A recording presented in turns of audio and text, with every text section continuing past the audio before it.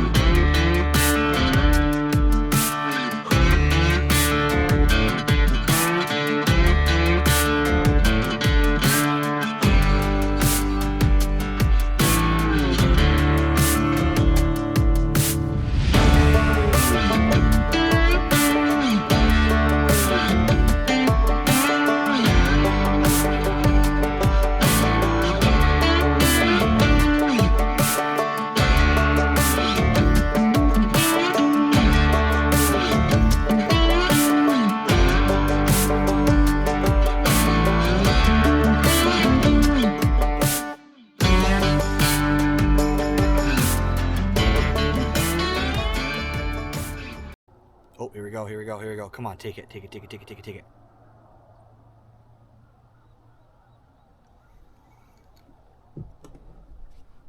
Yep, there you go.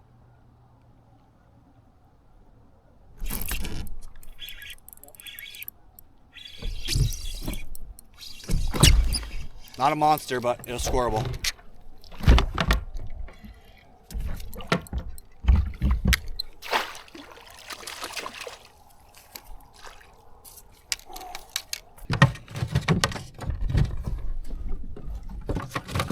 Whoa, bro. Listen, listen.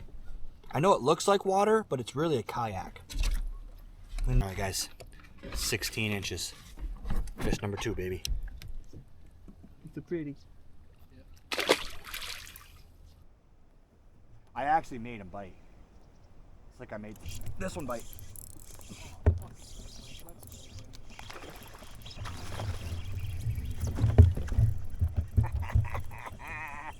I'm learning. Ooh, he's angry.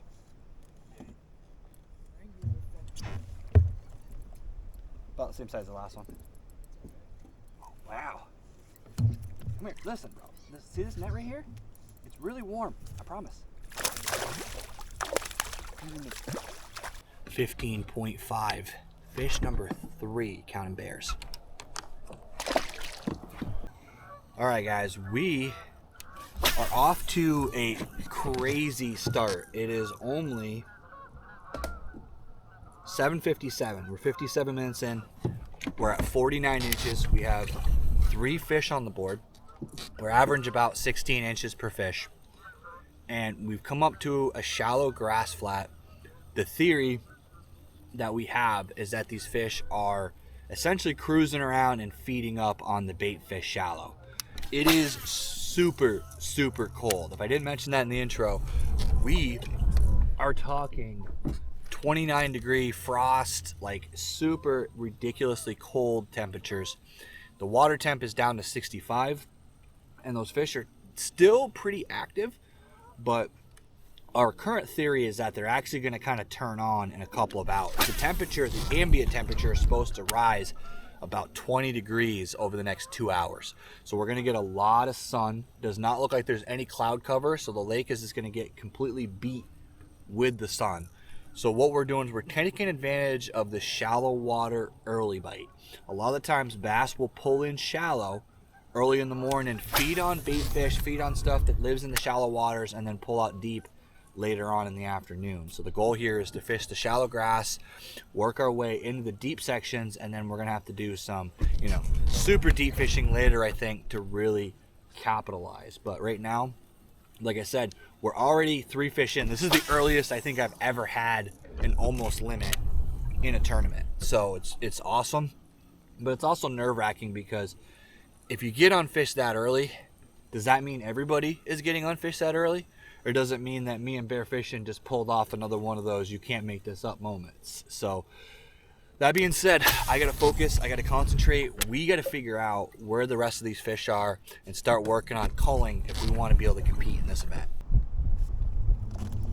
What is that over there? BareFishin and Binya started working their way deeper into the lake when they stumbled upon a school of active smallmouth blowing up on the surface. Wow.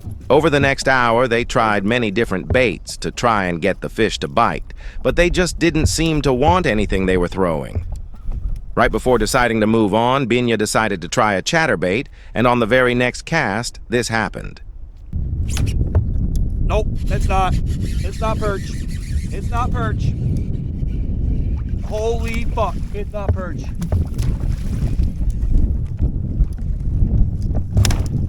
Holy, come on, come on, come on. Don't you fucking do it, come on. Come here. Come here. Wow. 17.5 inches, baby. Check that smallmouth out. All right, guys, so that right there completes our limit, puts us at 85 inches at probably the earliest we've ever had it, short of our first event.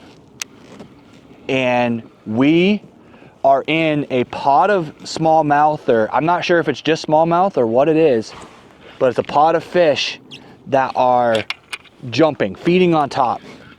So we tried different baits. Bear was trying the jerk bait, wacky. We tried a bunch of different things. And then I had this thought, and I don't know why I thought of it, but I thought about the fact that when you reel a chatterbait fast, it tends to ride up and rise above and stay close to the surface.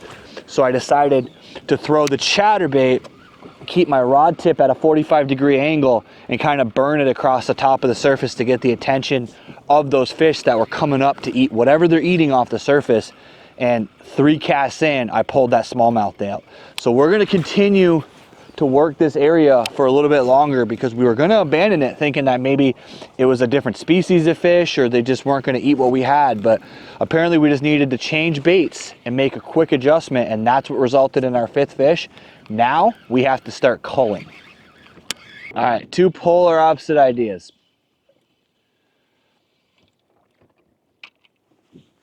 Say fuck it, cut that way, because there's a reef right here. Go around the shit that they're fishing. They're fishing a shallow, like, lily pad field. Go up the river. Go on an adventure up the river. If it's stupid shallow when we get in there, just turn around and head back. Oh, fuck. Yeah, I don't think I have a drive anymore.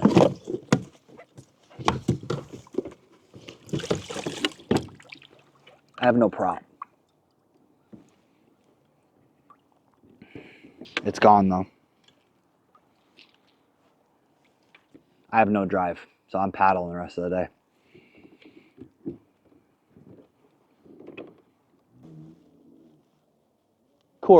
Of course. We're not going up the river.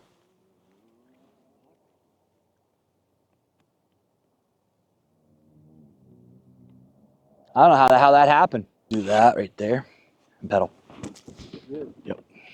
I did it with Connor one day, or Matthew one day. Go ahead, you're fine. Once you start pedaling, my kayak's that much heavier than yours. What do you have back there that I could fucking tie to? Actually, I know what I can tie to. Here, go past me and just back up to me. Where? Hold on.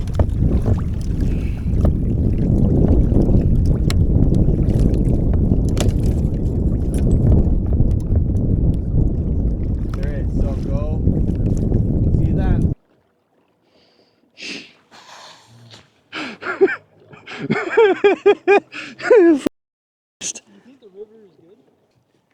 Tournament fishing's all about overcoming adversity, and the fishing gods just gave me a whole big dose of it. I'll show you guys a picture right here as well. I have no prop on my pedal drive, so now I am relying on Canadian Uber for the remainder of the trip to cover any large distances. And for the first time in my tournament fishing career, I'm going to be a paddle kayak. That's going to be something that I have to really work at and figure out, because I haven't had to do this in a while. But we're definitely going to have to work through figuring out how to control my kayak without having the benefits of a pedal drive. It's a good thing that we got on fish early, because I'm definitely going to be rusty at this, because I have not fished in a paddle kayak in a long time. But that's okay. We're going to keep fighting through it. We're going to see if I can overcome and probably win some money so I can go buy myself a new prop. We may get to the point where you don't have the ability to fucking hold. The wind's at least pushing me back towards the bank instead of out in the fucking middle of the lake. But I can't even fucking paddle. My fucking back is done. I fucking hate that I can't move.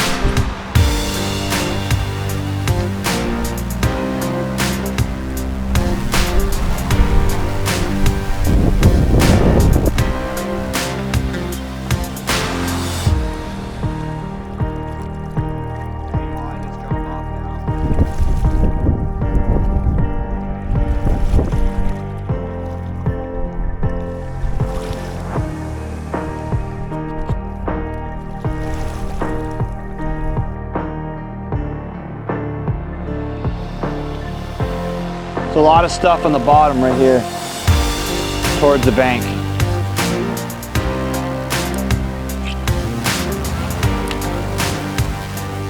Yeah, it's hard to tell if it's fish or not, but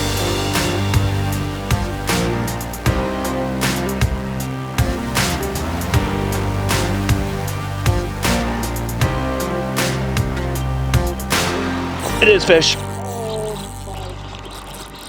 It might be a little one though.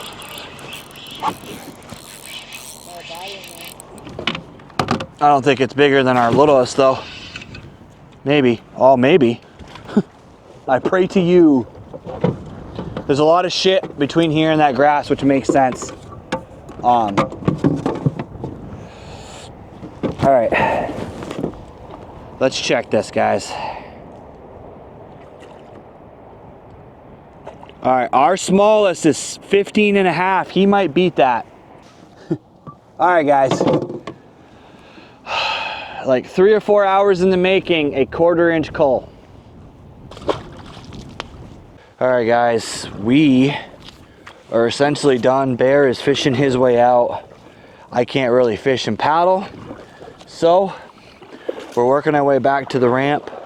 As always, the way I'm gonna have to do the outro for this one is I'm gonna have to record it later for you guys, because I have director responsibilities I have to do with the boat ramp. So I don't really have the ability to record anything, and I honestly want to know the math, because I may move up in the angler of the year. I'm not 100% sure. It depends on how everybody finishes. So I want to be able to give you guys the most accurate information available. So what we're going to do is I am going to paddle my butt off to the boat ramp, and then I will see you guys in just a moment with the final results. All right, guys, as promised, here is the outro a few days later. I want to start this with saying thank you to my teammate BareFishin, because not only did he tie his kayak off to me and tow me around throughout this event, through the remaining part of the event, anchored me down and kept me from drifting, but he also kept me mentally anchored. He kept me from spinning out and going crazy and just giving up and going home, because I was extremely frustrated. This kayak has let me down a few times, but this was very, very stressful, because I was not able to get in position, not able to do anything I wanted. I was very dependent on having to be hooked to him to keep me from flying away in the 30-mile-an-hour winds. Going home would have been a mistake, though, because at the end of the day, we took 3rd place in the closest finish of the Slay Nation Vermont so far. 1st and 2nd place had 86.25 inches, which was broken by a big fish tiebreaker, and we came in at 86 inches. So we were 1 fish, 0.25 away from taking home the win. After breaking a drive, after losing a bunch of fish, it was probably one of the most frustrating tournaments I've ever fished in. but also one of the most satisfying to finish in the money after all the adversity we had to break through. Overall, for the end of the season, it puts me in 4th place, and I am probably mathematically out of Angler of the Year, short of getting a century mark at the next event. But that doesn't mean we're not going to go at it with every possible effort to redeem myself from the failure of the drive, to redeem myself in the season and move up a little bit more and try to come home with my first win of the season in Slay Nation. So I want to thank you guys for coming along with me. I really appreciate you taking time to watch this video. And kind of a little, PSA on here. Stick with it, guys. If you get frustrated, you have a bad tournament, keep fighting through it. Keep battling, because you may just end up in 3rd place. I want to thank you guys again for watching this video. If you haven't already, hit that like, hit that subscribe, and as always, let's get out there and catch more fish.